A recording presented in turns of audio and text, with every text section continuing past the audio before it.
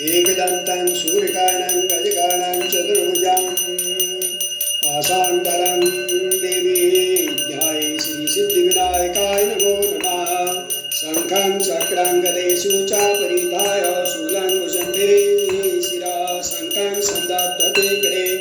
स्त्रीणां सर्वभूषाभृतां नीलां दूते मासपाददशकां शिवे महाकालिकां यां सतुति वापिते हरो कमलजो मधुगढवां शान्ताकारं भुजगशयनं पर्वनाभं सुरेश्वरं विश्वाधारं गगनसहस्रं मेघवर्णं शुभाङ्गं लक्ष्मीकान्तं कमलनयनं योगविरदानगम्यं वन्दे विष्णुर्भवहरणं सर्वलोकैकनाथनं आकृष्णे नरसवामर्षमाणो निवेश्यं मतरणं च हिरण्येन सविता रथेन देवयान